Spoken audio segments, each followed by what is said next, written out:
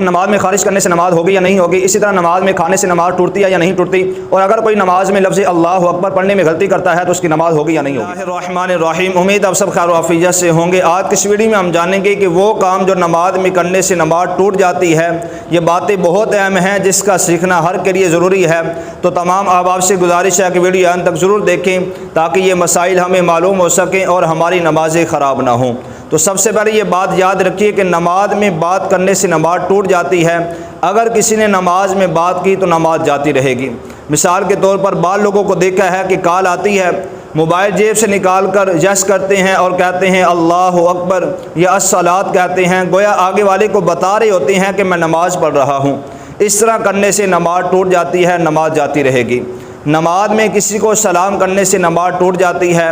نماز کے اندر سلام کا جواب دینے سے بھی نماز ٹوٹ جاتی ہے، اگرچہ سلام کا جواب دینا واجب ہے، لیکن نماز میں اگر کسی نے سلام کا جواب دیا تو نماز ٹوٹ جائے گی۔ اسی طرح چھینک کا جواب دینے سے بھی نماز ٹوٹ جائے گی۔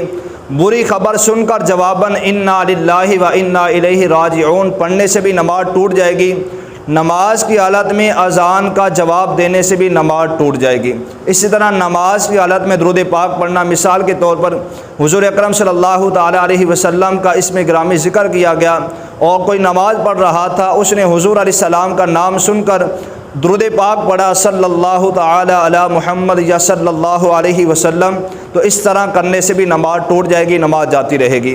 اسی طرح نماز کی حالت میں قرآن پاک دیکھ کر پڑھنے سے بھی نماز ٹوٹ جاتی ہے، اور نماز میں عمل کثیر کرنے سے بھی نماز ٹوٹ جاتی ہے، نماز جاتی رہے گی۔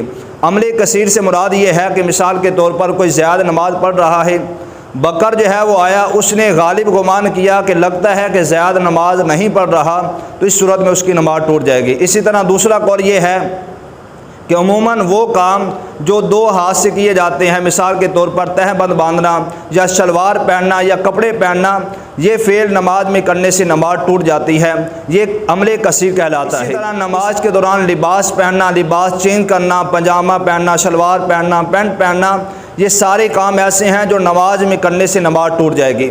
اسی طرح نماز میں کھانے سے بھی نماز ٹوٹ جاتی ہے۔ مثال کے طور پر نماز پڑھنے سے پہلے کسی نے تل کھائے تھے اور نماز کا وقت ہوا، اس نے نماز پڑھنا شروع کر دی، ابھی تل کے جو ذرے تھے وہ منہ کے اندر تھے، اس نے اگر تل کا جو ایک ذرہ ہوتا ہے وہ چبائے بغیر اندر جو ہے وہ نگل لیا نماز کی حالت میں، تو اس کی نماز جاتی رہے گی، نماز ٹوٹ جائے گی۔ اس لیے جب نماز پڑھیں، کچھ کھایا ہو یا پیا ہو، اچھے طریقے سے پہلے کلی کریں، منہ کو صاف کریں، اس کے بعد آ کر نماز پڑھیں۔ بلکہ ایک روایت میں ہے کہ نماز کی حالت میں اگر کچھ ذرے کھانے کے منہ کے اندر موجود ہوں اور نماز کی حالت میں انہیں چبانے سے فرشتوں کو تکلیف ہوتی ہے، تو اس لیے اگر نماز سے پہلے کچھ کھایا ہو تو اچھے طریقے سے کلی کریں، منہ کو صاف کریں، اس کے بعد آ کر نماز ادا کریں۔ اسی طرح نماز پڑھ رہے تھے کہ دانتوں سے خون نکل آیا، اگر خون تھوک پر غالب تھا اور وہ تھوک جو ہے وہ لعاب جو ہے اندر نکل لی، تو اس صورت میں نماز ٹوٹ جائے گی، نماز جاتی رہے گی۔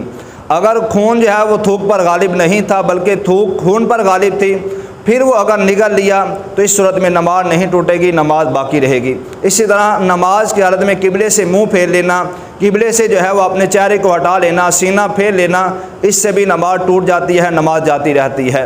اسی طرح نماز میں سانپ مارنا، بچھو مارنا، اس سے نماز نہیں ٹوٹتی اس وقت تک جب تک بندہ 3 قدم نہ چلے۔ مثال کے طور پر نماز آدمی پڑھ رہا ہے، کوئی ایسا جانور جو تکلیف دینے والا ہے، موذی جانور قریب آ گیا، اگر کوئی نماز پڑھ رہا ہے، اسے پتہ ہے کہ میں 3 قدم اٹھانے سے پہلے 3 قدم کے اندر میں اس موذی جانور کو مار لوں گا، اس کو اگر وہ مار لیتا ہے جانور کو، پھر اس کی نماز نہیں ٹوٹے گی، نماز برقرار رہے گی۔ اگر 3 قدم سے زیادہ اسے قدم اٹھانے پڑتے ہیں، اس صورت میں اگر وہ نماز میں قدم اٹھائے گا تو اس کی نماز جاتی رہے گی۔ البتہ نماز میں 3 قدم کے اندر کسی سانپ کو، بچھی کو اگر مارنا چاہے تو مار سکتے ہیں، نماز نہیں ٹوٹے گی۔ اسی طرح نماز میں خارج کرنے سے نماز ٹوٹے گی یا نہیں ٹوٹے گی، یہ مسئلہ بھی بہت اہم ہے۔ ہماری ایک تعداد ایسی ہے جو اس مسئلے سے ناواقف ہے، انہیں اس مسئلے کا پتہ ہی نہیں ہے۔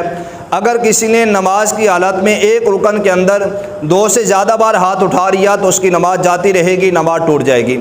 مثال کے طور پر کوئی نماز پڑھ رہا ہے، قیام کی حالت میں ہے، اس نے ایک بار ہاتھ اٹھایا، خارج کی، ہاتھ نیچے کر لیا، پھر اس نے ہاتھ اٹھایا، خارج کی، ہاتھ نیچے کر لیا، یہ 2 بار ہوا۔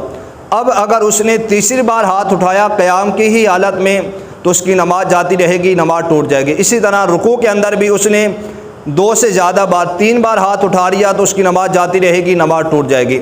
نماز کی حالت میں ایک رکن کے اندر 2 سے زیادہ بار ہاتھ اٹھانے سے نماز جاتی رہتی ہے، نماز ٹوٹ جاتی ہے۔